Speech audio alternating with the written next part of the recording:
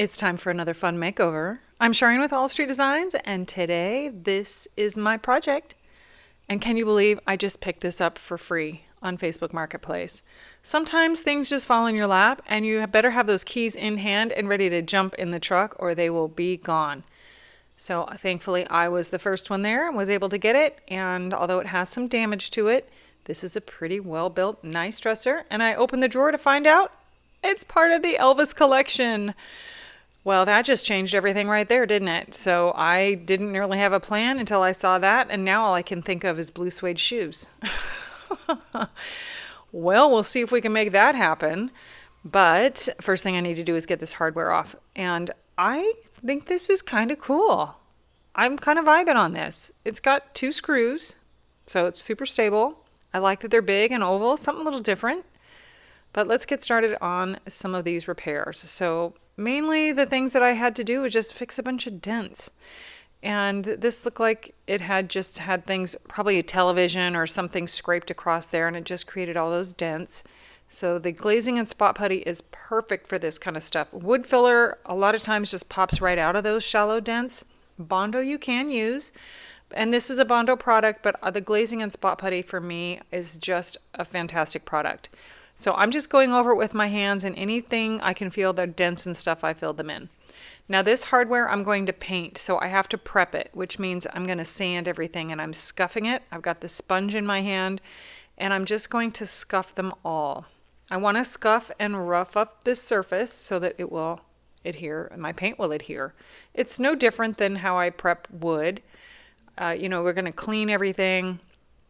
I've got a bit of a cleaner on a rag that I'm going to just clean everything off in a second, but I'm scuffing the tops and getting every inch of these things because I want them to be really pretty, but I want them to also be durable. So again, I'm cleaning them there. I wiped them off with my rag, and now I'm putting them on this board that I have made that I use for spraying knobs. These are a little different because they have the 2 screw holes. But I'm still going to be able to use it. So the spacing is a little funky because these are made just for regular knobs. I love this because I can move these things around and they're not going to fall off. And it allows me to really paint inside, outside, upside down. And I want to make sure I get every inch of these. Did you see that I put that little trigger on my spray can? That makes all the difference. Otherwise, your finger, it just doesn't work the same. And when I get it with the trigger, I can do coats so even. So I did a couple coats of the metallic gold, and then I'm always clear coating. I put a couple of clear coats on there because, again, durability is everything. The next morning, because that was nighttime painting, I don't know if you saw that or not, but nighttime painting happens sometimes. But the next morning I got up and I am ready to get these prepped. So I'm just scuff sanding everything. I'm going over it with 120 grit.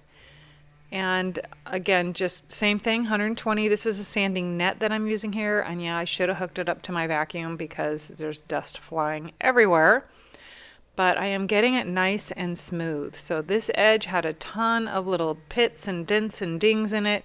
And sometimes it's best to just sand that down smooth. All right, that's going to be a nice crisp, clean edge there when I'm all done with it.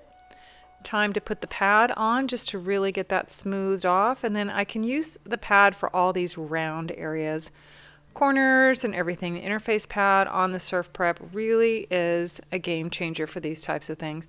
Otherwise, you end up doing a lot of this by hand. And it's fine if you just have one dresser to do, but when you're working and doing things to the amount and the volume that I do, really having a tool that will do a lot of that work for you. Now you can see that I'm using a damp microfiber towel just to get all the dust off and get this cleaned up. Now, blue suede shoes. They're kind of purple. So I mixed up some paint, and I felt like I needed to make something that was very similar to those. This doesn't really show it, but my paint actually does have purple. And there's a little touch-up kit for my clients. So here we are. And I always say it's got to get ugly before it gets pretty. And this one's not too ugly, but we can make it better. So into the tent we go. Into the tent we go, and into the tent we go. Like hi ho, into the tent we go. Okay, singing time is over, and it's time for a transformation. This is a big dresser. You can see those. It's 5 drawers, typical size, but those are 5 big drawers. So I had to get up on a step stool for that. And now is the primer. I'm going to put a good coat of primer on here, especially on some of those areas that I had to touch up and sand down to bare wood. You got to make sure that those are totally covered. The rest of this I scuffed down so that it's not so slick, so that my primer will adhere. Once everything had a couple of hours to dry, I'm just sanding everything down smooth. It doesn't take a lot of sanding, and I go over everything with my hand to make sure it's all smooth. Now these areas that I touched up, I'm still kind of seeing a little bit of a dent, and I don't like that. I want it to be totally perfect. So I'm putting just a little more of that on there. Once that dried, I'm going to sand it down by hand this time just to make sure that's all nice and smooth. A little primer on there just to touch it up. And here goes the coat of blue suede.